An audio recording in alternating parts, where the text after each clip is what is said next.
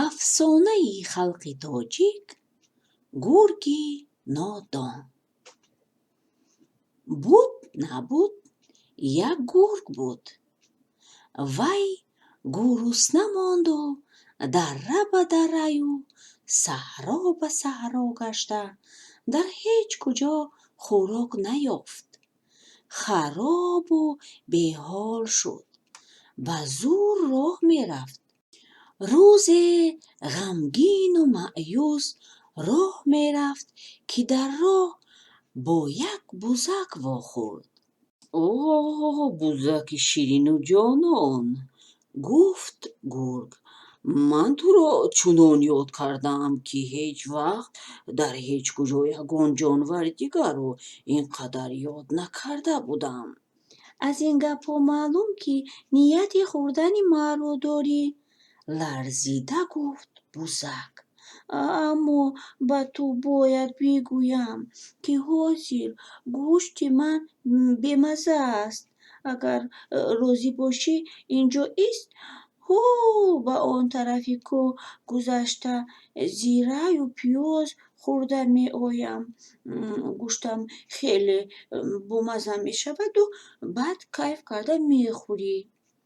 گرگ به گپهای بزک باور کرده راضی شد. بزک باشد. رفت و دیگر گشته نآمد. پس از چند وقت گرگ برای چی بزک نآمد گفته به عقب کوه رفته می بیند که در آنجا نه پی هست و نه حیدر.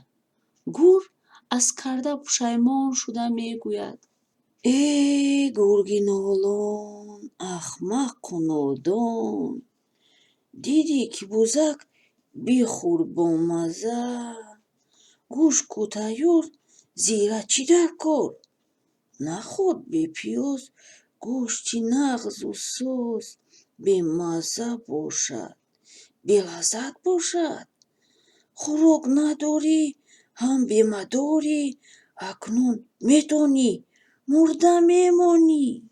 گرگی گرسنه باز به کوفتن خوراک برآمد، لیکن او به زور راه می رفت. پایهای بیمدارش پیچ و تاب می خوردند. چشمانش خیره می شدند. موش و کلموش ها از خانه هایشان سر برآورده گرگی خراب و بیمدار را دیده مسخره می کردند. ناگهان از پیش گرگ اسبی برآمد. تو را خدا به من رساند، گفت گرگ و دندانهایش را به اسب نشان داد.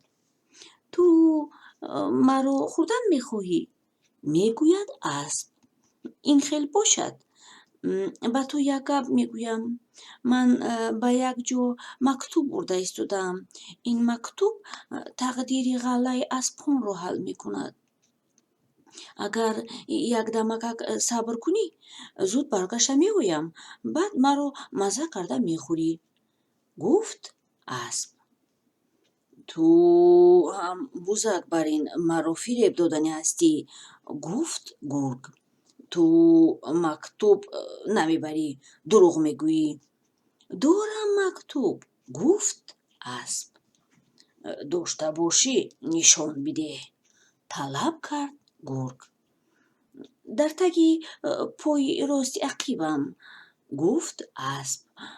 باور نکنی اومده خودت بین. گرگ به عقیب گذشته به تگ پای راستی اسب نگاه کردنی می شود که اسب گوشش را سیخ کرده چنان به منهش لگد زد که همه دندانهایش شکستند. گرگ بیهوش شده افتاد. اسب خندیده چرخیز کرده گریخته رفت. گرگ بعد از چند وقت به هوش آمده می بیند که هم اسب از دست رفته است و هم او بی دندان مانده است. وی نالان و گریان خود به خود حسرت کرده می گوید ای گرگی نالون، احمق و نادان، از دور دیدی اسب رو و چسب. تو نه خودخوانی بلکه نادانی، از گرسنگی مرده میمانی. گرگ هرچند زور زد از جایش خیسته نتوانست و عاقبت از گرسنگی بمرد.